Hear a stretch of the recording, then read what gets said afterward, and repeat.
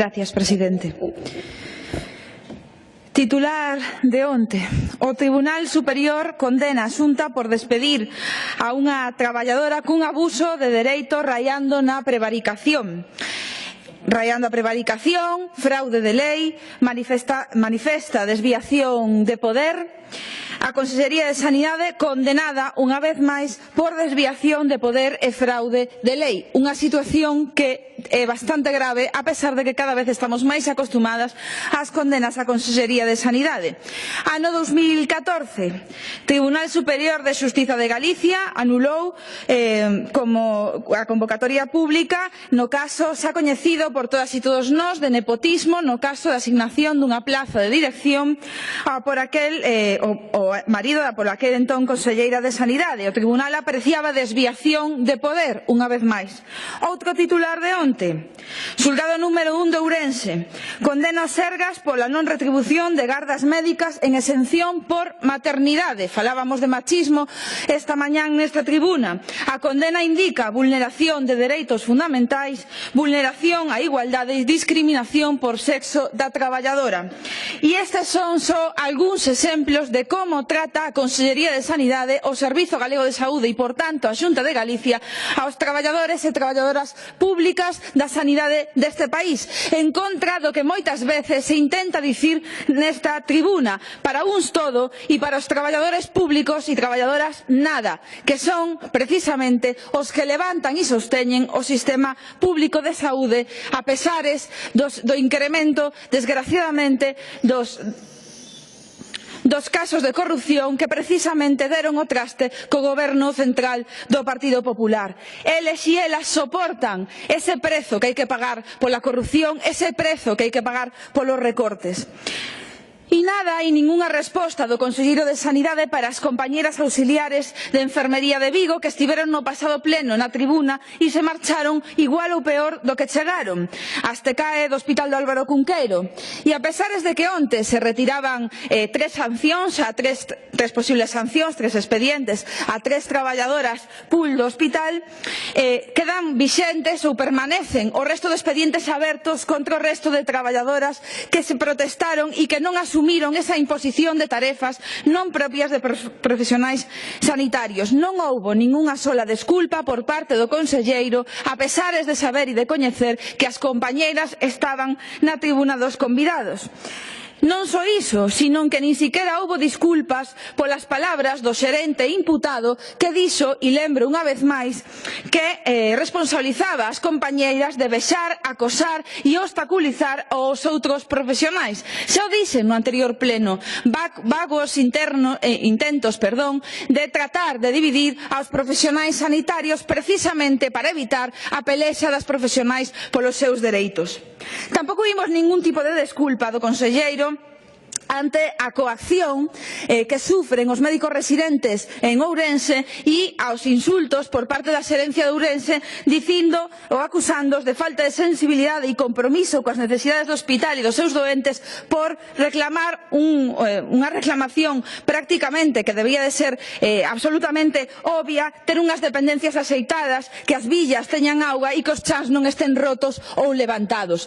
Pobres reclamacións en pleno século XXI para os profesionais que coidan da nosa saúde. E non hubo ningún tipo de desculpa por parte do conselleiro de Sanidade só por reclamar as condicións dignas e como son tratados estes profesionais. E tampouco nos extraña, porque é a mesma maneira en que tratan o resto de profesionais, porque como seguen tratando os profesionais do Hospital de Ourense, como xa lembramos no anterior pleno, cousa que reclamaron que a pesar das súas protestas, a pesar das súas demandas, do peche que mantiveron, da recollida de sinaturas, obvian e desprezan todo tipo de reclamacións que fan da ausencia de persoal suficiente para cubrir a totalidade das camas da parte nova do hospital. Non só iso, en plenas protestas en múltiples hospitais do Servizo Galego de Saúde anuncian un novo peche de camas sin importarlles as denuncias dos profesionais de que se siguen mantendo persoas nos corredores, nas empadiolas, agardando a seren atendidas. Paralelamente, a Xunta aproba un novo peche de camas sin ningún tipo de xustificación en datos e motivos asistenciais. Sei que logo van a dar esa porcentaxe que din de ocupación, pero, sin embargo, eso é incompatible coa realidade na que se ven persoas agardando nos corredores. Temos un problema. O mesmo ocorre no Complexo Hospitalario Universitario de Santiago de Compostela. Como se pode, a pesar das denuncias dos profesionais, a pesar de que efectivamente, como lle dixemos na Comisión de Sanidade, a pasada semana incrementaron, puxeron un celadora máis na quenda de noite porque era necesario, como se nega o resto de reclamacións de profesionais, como se di que non é certo, como se falta a verdade. E temos un problema moi grave, e a min preocúpame, sinceramente, o digo con honestidade, porque os datos que ofrece a Xunta de Galicia e a Consellería de Sanidade son totalmente diferentes aos datos que proporcionan os profesionais médicos, os profesionais de enfermería, os profesionais auxiliares e celadores que traballan nas urxencias do hospital, neste caso de Santiago de Compostela, sobre o número de atencións e sobre o número de persoas que ven en cada quenda de traballo. E é inasumible que con esta situación e que con eses datos e que con esas protestas e que con esas persoas nos corredores do Servicio de Urxencias de Santiago de Compostela se anuncie un peche de camas inminente. Unha vez máis. E unha falta de respeto. Non hai desculpas polas agresións, enténdaseme, verbais, proferidas cando se falta o respeto aos profesionais, pero tampouco polas malas decisións que se toman na xestión sanitaria no noso país. E que podemos agardar desta Xunta de Galicia? Porque eses datos, e afirmaba o señor Aboal, o director de Asistencia Técnica na Comisión de Sanidade, que o persoal era axeitado para as atencións que había que facer, desmentindo totalmente o director de procesos asistenciais do Complexo Hospitalario de Compostela, é dicir, nin entre os propios cargos da Xunta de Galicia se poñen de acordo en si é correcta ou non é correcta a atención, co cual, evidentemente, dá bastante que pensar sobre a credibilidade dos datos que proporciona a Consellería de Sanidade. E que podemos agardar tamén cando teñen na situación que teñen os traballadores dos puntos de atención continuada.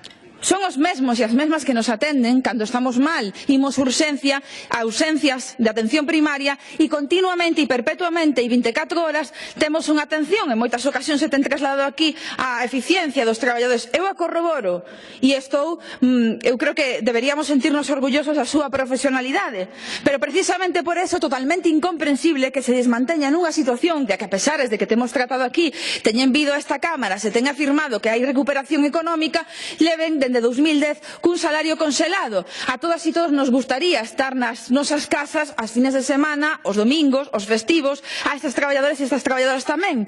E hai un elemento para a calquer plantel de traballadores públicos ou privados e que é o abono precisamente da penosidade. Pero resulta que estas persoas non só teñen que sufrir esa penosidade, non só sufren as quendas, non só traballan festivos e domingos, sino que por encima non se lles paga ou polo menos non se lles abona o 100%. Eso é totalmente incomprensible. E non só asumen esa penosidade das quendas, da dificultade de conciliar, do traballo sen medios, porque ademais sabemos como están os puntos de atención continuada no noso país, sino que teñen que asumir que non se lles pague por iso, e o peor, e o dixemos aquí, o dixen en comisión, e me parece realmente un escándalo que non se asumira e que non se tomara ningún tipo de medidas cando un responsable de sanidade que pode non ter coñecemento de como está a súa consellería escoita tal cousa, cando morre un familiar, cando teñen que pedir un permiso, días, por unha enfermidade, por un falecemento, insisto, eu dixen aquí no pasado pleno, pode morrer un pai, unha nai, un familiar directo, fáiselles recuperar os días. E iso non só é totalmente inhumano, sino que viola as mínimas normativas en materia laboral. Esa situación se está a dar na nosa Consellería de Sanidade, no Servizo Galego de Saúde, nos puntos de atención continuada a día de hoxe. 2018, século XXI.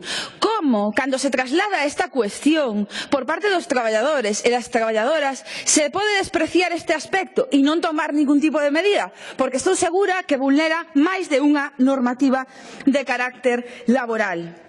¿Y cómo vamos a asumir que vostedes van a tomar algún tipo de medida nese sentido se tampouco fan nada coa atención primaria no noso país? É totalmente sangrante. Se teñen denunciado por activa e por pasiva as carencias de profesionais no noso país derivadas en gran medida pola amortización de prazas. E con todo, hai peches en quendas de centros de saúde tamén nos meses de verán. Porque seguimos absolutamente igual. Estou segura que a partir do mes de setembro nos imos cansar de instar a Comisión de Sanidade de todos os problemas que van a acontecer durante o verán polas carencias de profesionais nos centros de saúde. Porque se sai agora a lista da garda en algúns centros de saúde, que non vai acontecer cando pechen quendas como se están anunciando ou, por exemplo, no centro de saúde de Tui relativa ás quendas de tarde. É totalmente sangrante. Seguimos sin entender, por certo, tamén porque non hai lista de contratación para os profesionais médicos en caso de atención primaria e cal é a política que se vai a tomar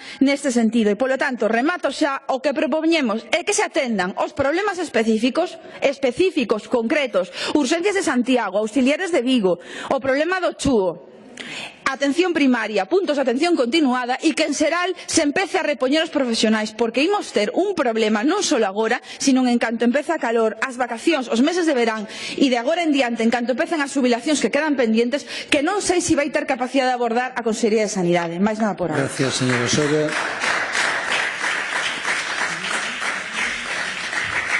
Grupo Parlamentario do Bloque Nacionalista Galego.